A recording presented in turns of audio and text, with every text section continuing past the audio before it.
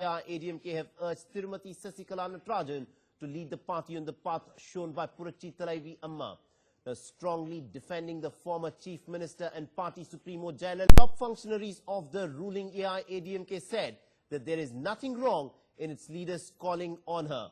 The AiADMK leaders also stated that the party is an ideological fortress with a boundless sense of unity, and there was no room whatsoever for questions like which person should be the General Secretary. Both in bad and good, she was with Amma. She knows Amma's views. She knows what Amma likes. And we want a leader who continues the schemes to go to the people. What all Amma had a dream, it must go to the people. If somebody newly comes there, you don't know how they are going to be. Already a lot of rumors are going on. Lot of things are being taken to the people.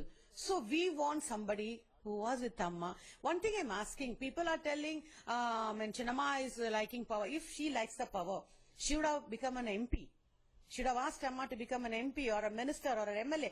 Never she asked anything. She never asked any post in the party or in the government. She was with Amma, that's all. And also joining us, we've got my colleague Lokpriya. So Lokpriya, this is an interesting turn of events. At a particular point of time, no one expected that Sasikala might take the center stage after Amma's demise. But that appears is what is happening now.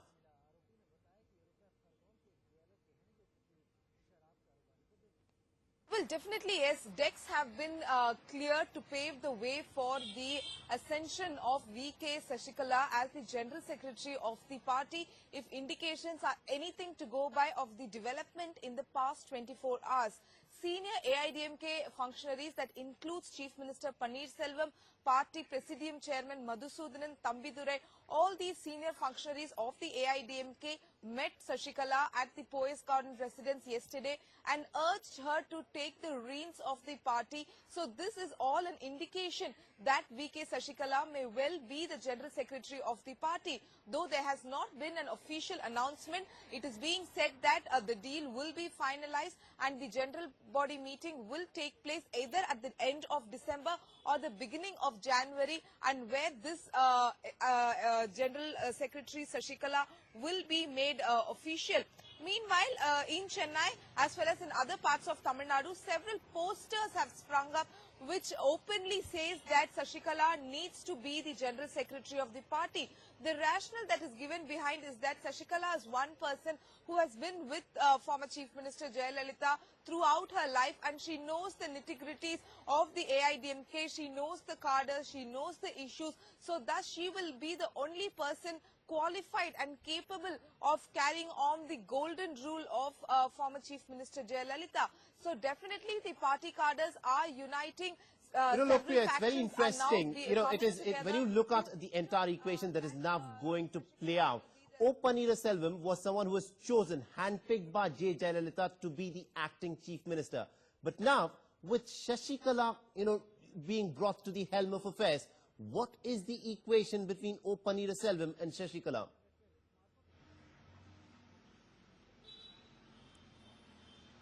Well, O. Panneerselvam and Sasikala enjoy a relationship that dates back to several years. Panneerselvam was the man who was very crucial in getting the party ticket for one of Sasikala's family relative way back in the 1990s. So that is something that we must remember. And Panneerselvam is also seen as a confidant of Sasikala group, and both of them belong to the same community as well. And to that extent, at present, the equation between both of them remains good, and we even saw Panneerselvam releasing a official statement in his capacity as a Chief Minister, urging Sasikala to take the reins of the party leadership. He also goes on to add that you are the only person capable of leading the AiADMK party in the path led by MGR as well as Jayalalithaa, and it is only Sasikala's leadership that will ensure military-like discipline of the AiADMK party cadres. So this is a very telling statement that goes on to say that all the top leaders of the AiADMK are behind Sasikala, and it is only a matter of time before she is elevated as the General Secretary of AiADMK do continue party. to stay on with us as the party begins to, join ranks behind Sasikala, there is another interesting bit of the puzzle that falls in place. Now, late Tamil Nadu Chief Minister Jayalalitha's niece Deepa has demanded justice, and in an exclusive interview to your channel, Deepa said that Jaya's legacy is being hijacked. Now, on the other hand, actor Gautami has also written a letter to Prime Minister Modi requesting that the truth behind Jaya's last days must come out. The proper care was not given at the proper time. That is a fact. First, a clear announcement on what procedures were followed by the hospital, by the personal doctors, and those things need to be clarified for the benefit of all her admirers, her fans, for the love that people had on her. I'm not aware of any will that exists, and I don't think there is one. It cannot be executed without the legal has been, part of it. It should be done in that way. If at all there is one, then it should be considered. I was born in her house when my parents married, and absolutely I had every right to take part in the last rites performed. And total denial of that is injustice.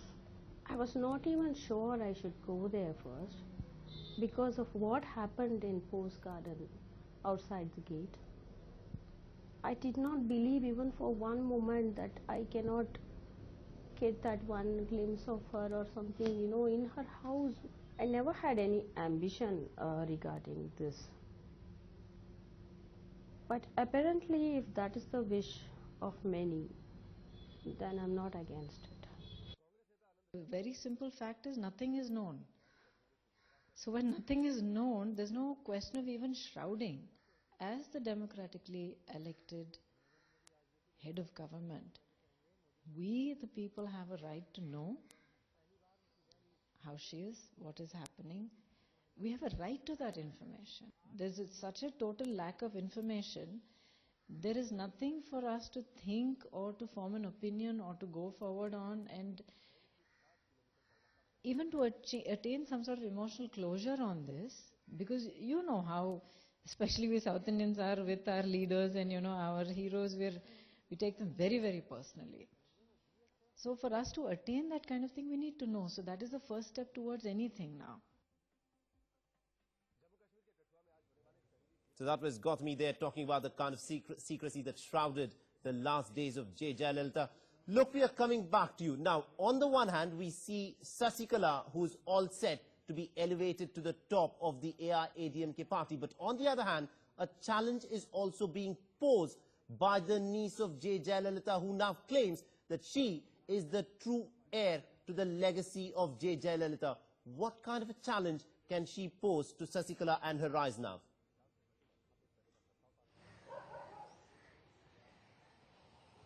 Well, we must remember that Jayalalithaa had estranged ties with all her family members, and even her niece Deepa, who's the daughter of Jayalalitha's brother, they were estranged a very long time back. But what Jayalalitha's niece Deepa now says is that she is the legal heir, the next of kin of Jayalalithaa, and she raises several pertinent questions as to why Jayalalithaa, when Jayalalithaa was hospitalized, none of her next to the kin were allowed to see her in the hospital. And she also raises questions as to whether there is a will that is in exist, and also says that she is not interested in taking up the reins of the party. But if that is the wish of the people, then she will not be against it. She also says that there is a family that controls the entire Poest Garden residence and the events that are happening inside that, and that mafia should go, and it is her, she being the legal affair, should be the person to be consulted. And she also resembles Jayalalithaa to a very large extent. So people are able to identify Deepa as the niece of Jayalalithaa. She was the person who was born in Poest Garden residence. She shared a good relationship with the Chief Minister Jayalalithaa in her younger days.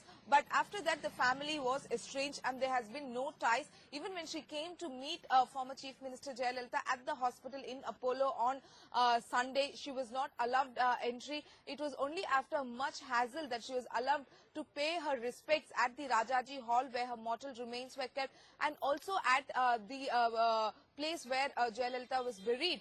She was not allowed entry even into the Poise Garden residence. So that clearly indicates that the family of Jayalalithaa, which was estranged, is now being kept away by Sasikala and her other family members.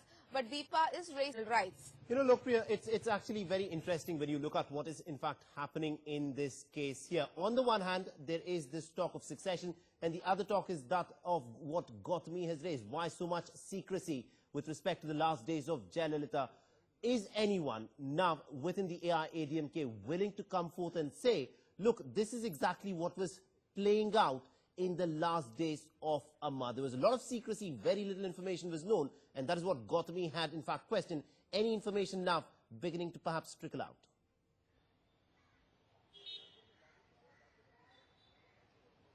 Well, definitely from the AiADMK, none of the party cadres will come out and officially quote the final days of Jayalalithaa on what transpired exactly. AiADMK is known to be a person that is largely the leader based, and cadres blindly follow the leader's instruction. That was the case when MGR was there, that was the case in when Jayalalithaa was there, and that is the case even now. The cadres do not question the leader's decision, and it is very, very unlikely that the cadres will come out and talk in the open.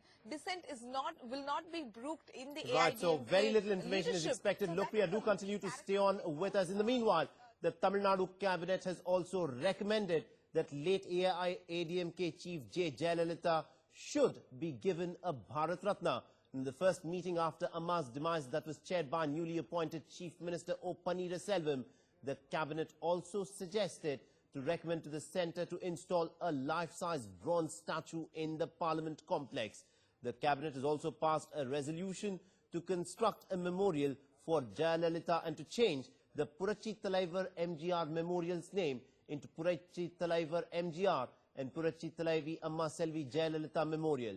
The memorial is expected to cost about 15 crore rupees.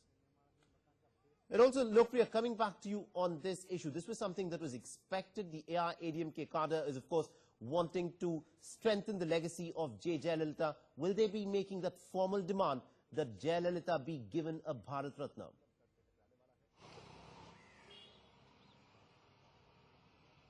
Well, definitely yes. This is all in strengthening the legacy of the former Chief Minister, strengthening the brand of Amma welfare products, and banking upon those welfare products is the claim that has come that Bharat Ratna should be awarded, the highest civilian honor should be awarded to the former Chief Minister.